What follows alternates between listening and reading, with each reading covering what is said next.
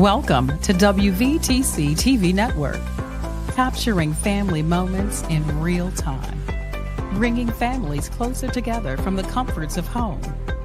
We are unleashing something different to the world.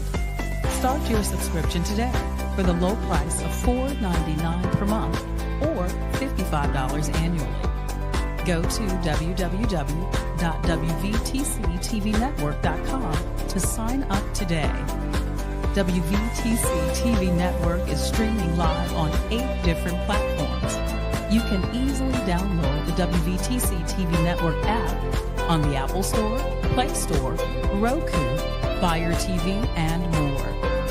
Here at WVTC TV, we have access to movies that everyone can enjoy, including independent films, Sons of a Preacher and a Good Thing, Treasures of Life, the epic drama, The Passion of the Christ, and the box office hit Madagascar Escape to Africa. Remember, go to www.wvtctvnetwork.com and sign up today.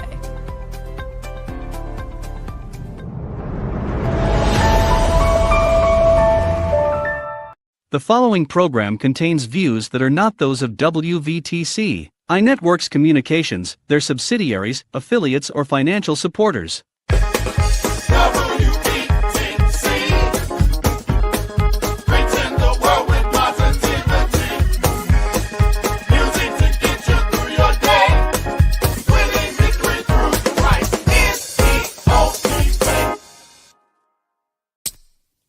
I'ma do it better, better, better.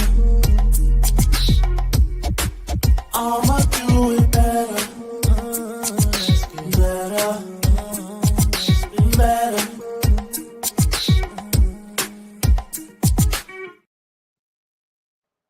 Hi everyone, I'm Anna and welcome to Healing Works with Anna. I am a licensed marriage and family therapist, and Healing Works with Anna is where we talk all things healing, growth, and creating the life that you deserve. And I'm Delaney. I am her co-host and Chief Wellness Officer of Healing Works.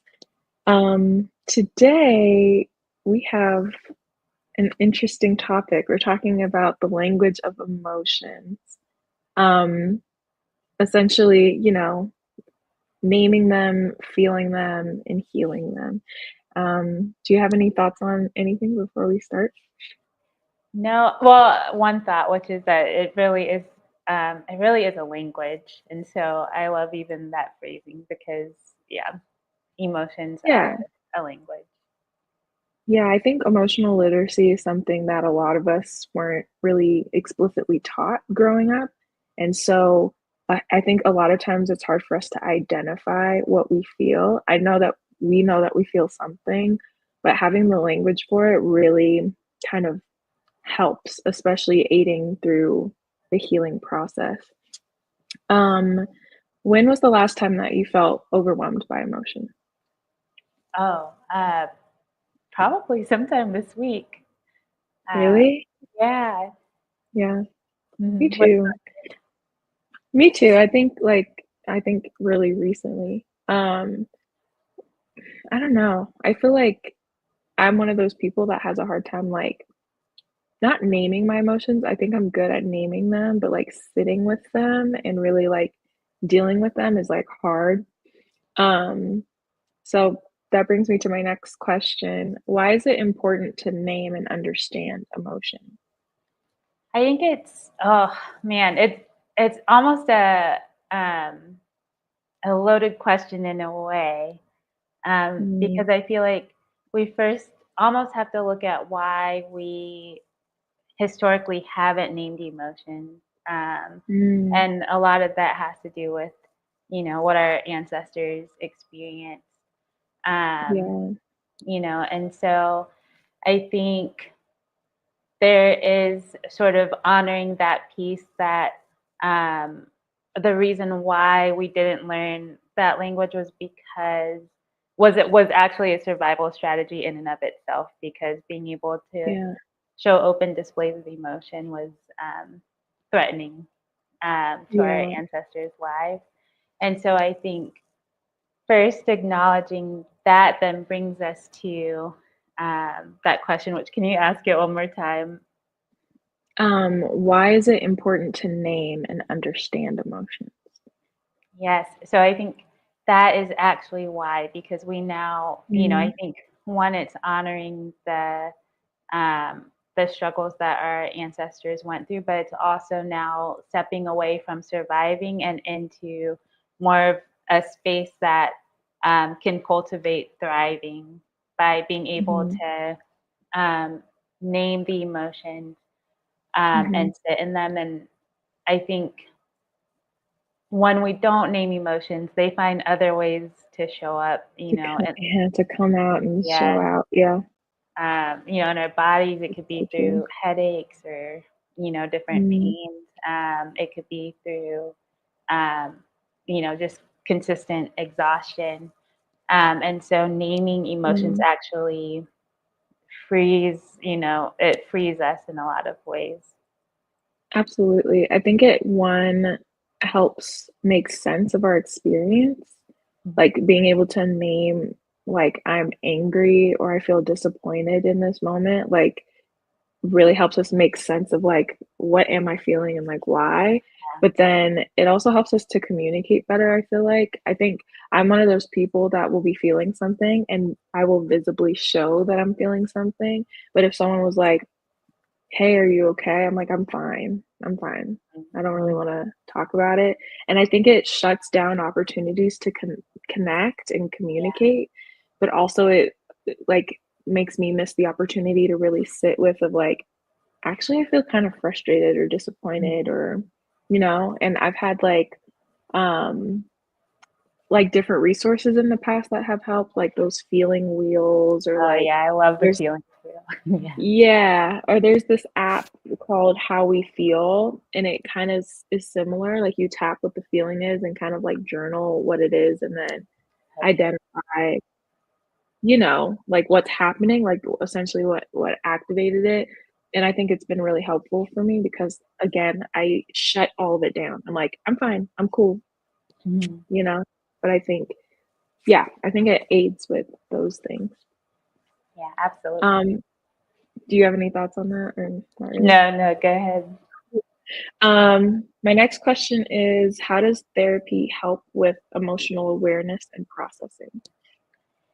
I think therapy helps because for a couple of reasons. One, I think it helps to have someone else there to help you learn how to even Yeah. identify what you're feeling, how to access those emotions, because sometimes kind of Mhm. like what with the example that you shared of the, oh, I'm fine, that happens Yeah. a lot. And again, like comes from a previous survival tool, but it's something that isn't necessarily helpful present day.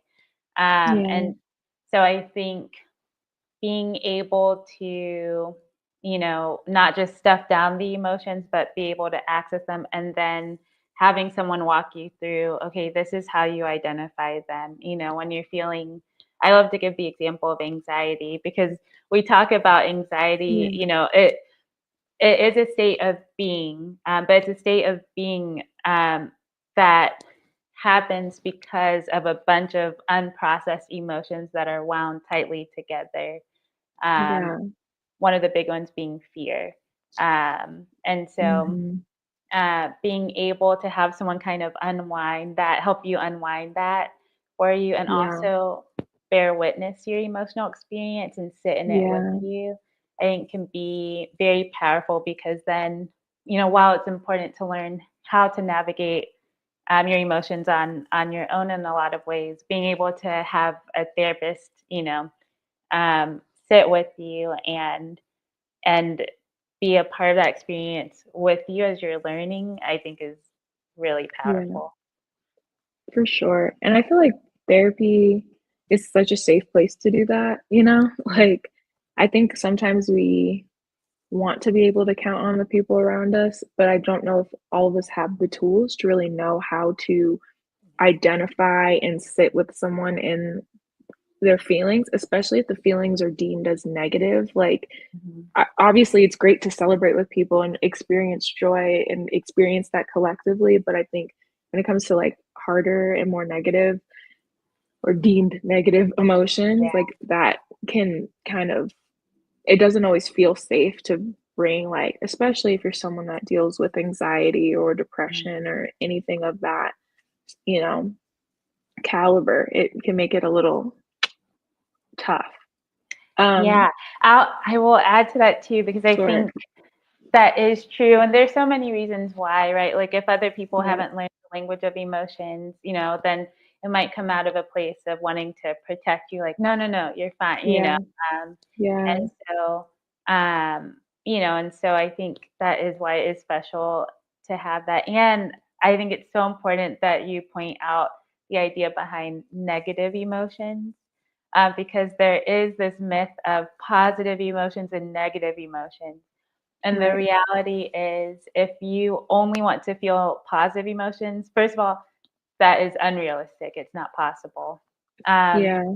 and what happens is the more that you shut off, I like to call them unpleasant emotions. The more that you shut Sure. off unpleasant emotions, the less you are able to experience the emotions that are, you know, Mhm. misnomered as positive, like joy, Yeah. happiness, love, all those things that can't be experienced without also experiencing and holding space for those unpleasant emotions too. Absolutely. I feel like there are narratives that are I think disproportionately expressed within the Black community, and those things are, be strong and, men don't cry, and, like, things like that, like, just this push for women to be super strong all the time and not be so emotional, and, like, for men to not even really have a space to really express their emotions, what do you think about that in That is a general? great question. I'm like, I could talk about that all day. Yeah. But I think the biggest thing is it kind of goes back to those were tools used for survival. Right. Men really couldn't cry because especially in the hostile environment that was Mhm. created for our ancestors, like that was literally life or death for them. Mhm. And women had to be strong because again, life or death. They were Mhm. witnessing crimes against humanity, against their loved Yeah. ones and themselves. And so I think, I think that's where those things were born from Mhm. and why they've been passed down. And so it's almost like recognizing where those things come from, why they were important historically, Mhm. and what is it that needs to be adjusted now, especially to Right. move out of survival mode into a more fulfilling place, a space that again can cultivate um like thriving relationships, that thriving life, Yeah. like just, and again, not to say that that's going to be without pain, but it'll be Mhm.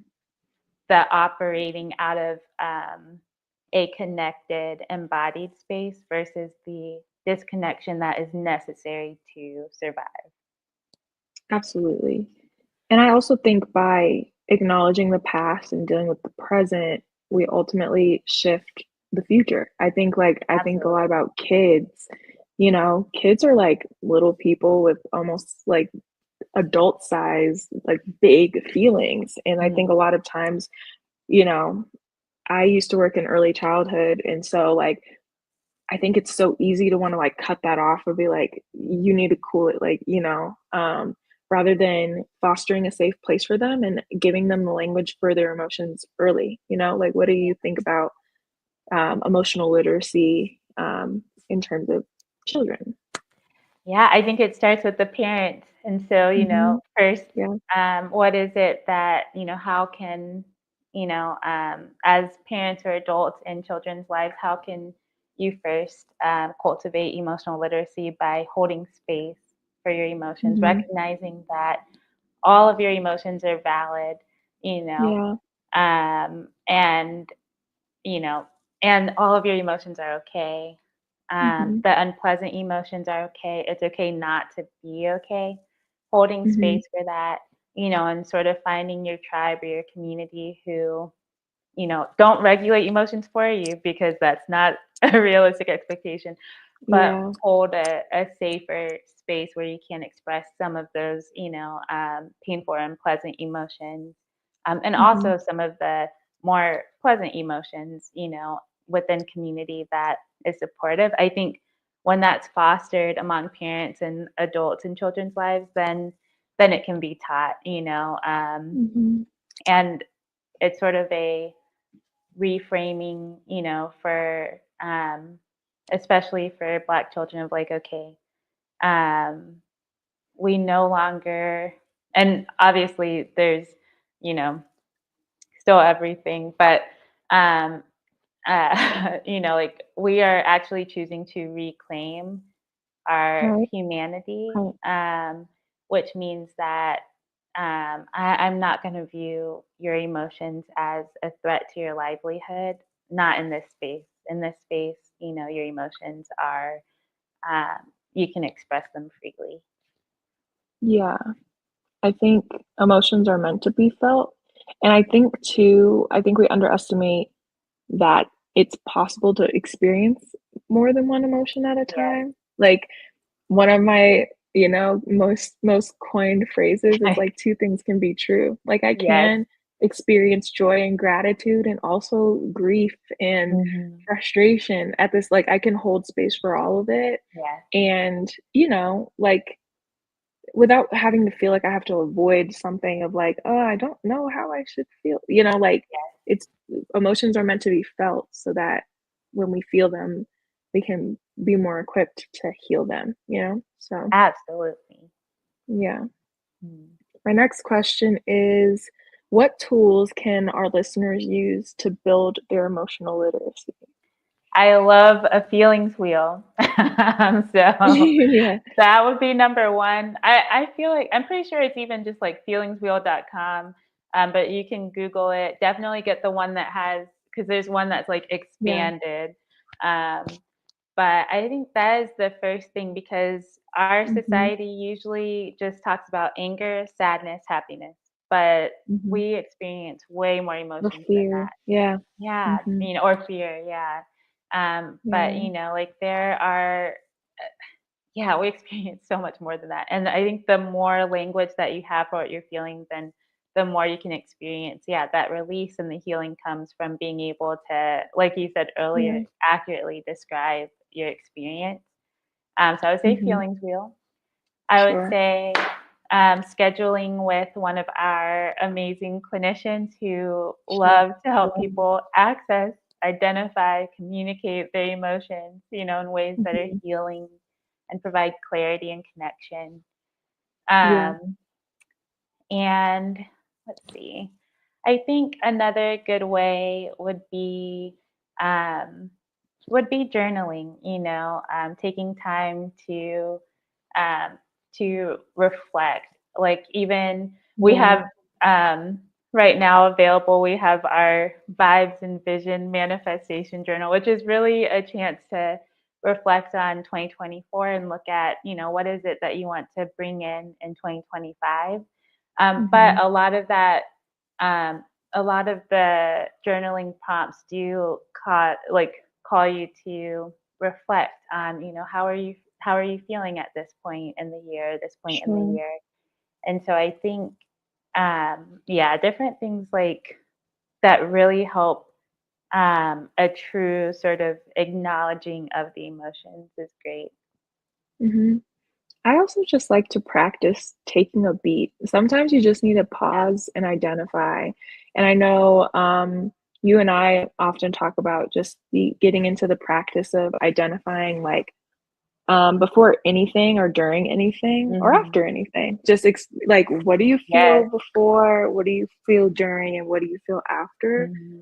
And just taking the time to check in because it's like it doesn't have to be long. It Yeah. doesn't have to be like all like there's a time and a place for it. Like a journaling session is needed and Mhm. necessary, but sometimes you have to just be like, I Yes. think I feel mad right now, or I feel Mhm. sad about something. And just like, keeping that note in your mind so that when you Mhm. do sit down to journal, or when you do sit down with a feelings wheel and it's like, I think I'm mad, but maybe it's more than mad. Maybe I feel Mhm. distressed, or maybe I feel, like, Mhm. expanding our vocabulary and our literacy, Yes. literacy around it, Yeah.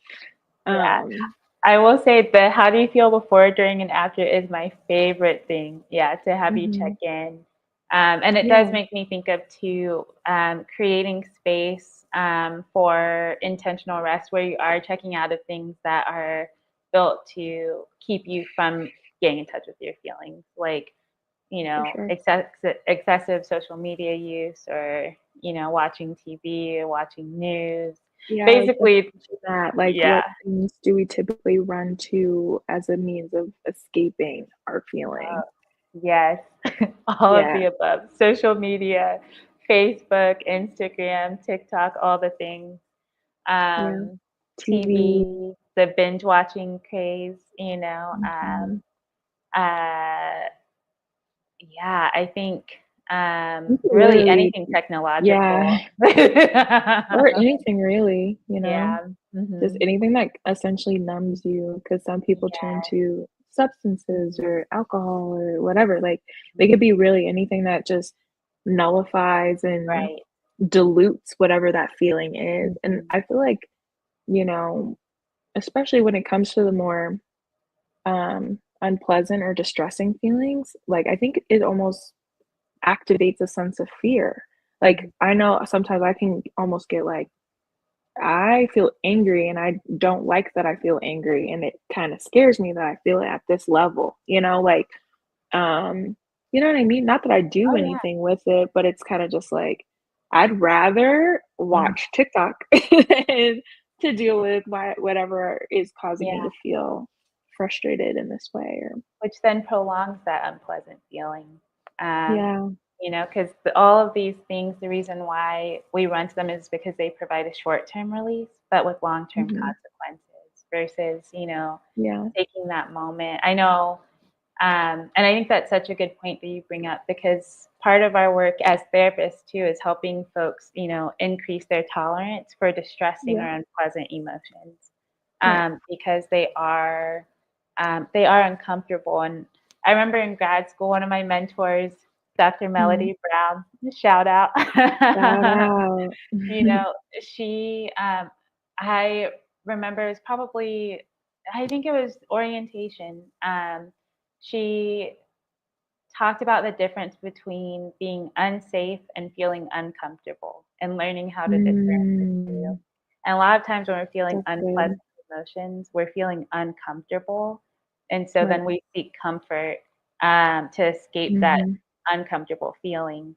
But leaning For into that is sure. actually where the healing lies versus actually truly being unsafe, which also is a very real Mhm. experience for our community. And in those instances, that's different. That is when you go into Sure. survival mode. But being able to discern the two is so Mhm. important. Yeah. I also am thinking about our listeners out there that don't enjoy journaling. Like, if you feel like journaling isn't your thing, you could also try talking it out, whether it's with a therapist or a trusted friend, or if you're in a relationship, your partner. And I think, do you have any tips in particular for couples in communicating and checking in with each other with emotions? Or friends, either. Yeah, I would say both for couples and friends. I would say first, if you, because I think it is important to use your community. And I think it's Mhm. important first to go within yourself because what we Mhm. don't want is to bring our unregulated emotions to someone else. Sure. Because that's also Practicing mindfulness. yes, Yeah. mindfulness.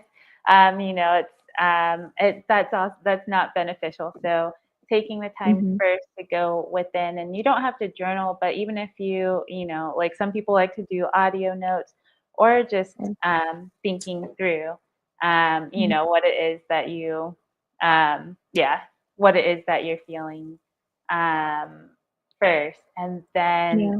consciously communicating, whether it's with a partner or a friend, not in a way of like, can you fix this? But hey, I just need someone to listen. Sure. And then also being that listening ear as well. Yeah. And I hope, like, I think pretty soon we're going to talk about boundaries. And I think, like, laying out the guidelines and the boundaries ahead of time, and maybe not a distressing moment of like, sometimes I just need to talk. Other times I might need advice, and just kind of like helping delineate the two for whoever's listening to you. And then, offering to be that safe place for them too, Absolutely.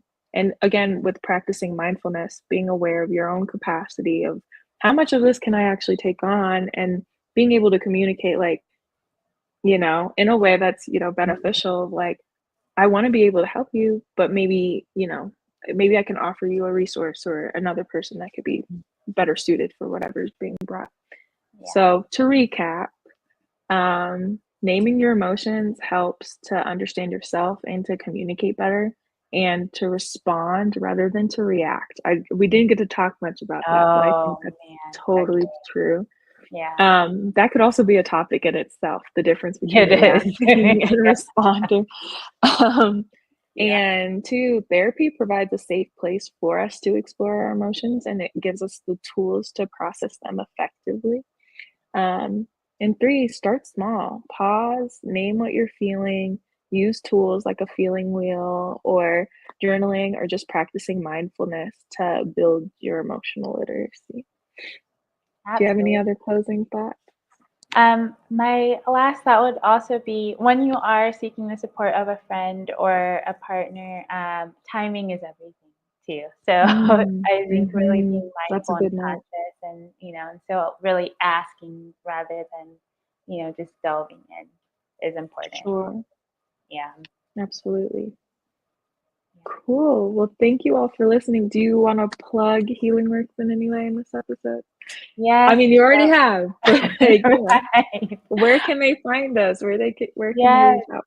You can find us at healingworks.co, where you can schedule with one of our amazing clinicians who will definitely help you, learn the language of your emotions in ways that are incredibly healing, and just create fulfilling lives. And you can also feel free to, if you're not ready to dive right in with a therapist, you can take a small step and, check out our blog posts or our manifestation journal as well. And if you're in a relationship, if you are a couple, we have a couples holiday guide that you could also refer to as a resource for that couple. Absolutely. Yes. Yes. Well, thank you all for listening. Yes, thank you for tuning in to Healing Works with Anna, and until next time. Until next time. Bye.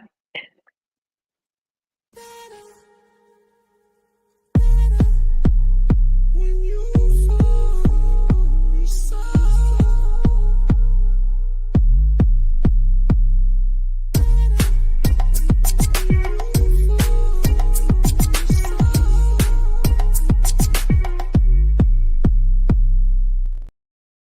go to your Apple or Google Play Store and download the WVTC Gospel Radio app today.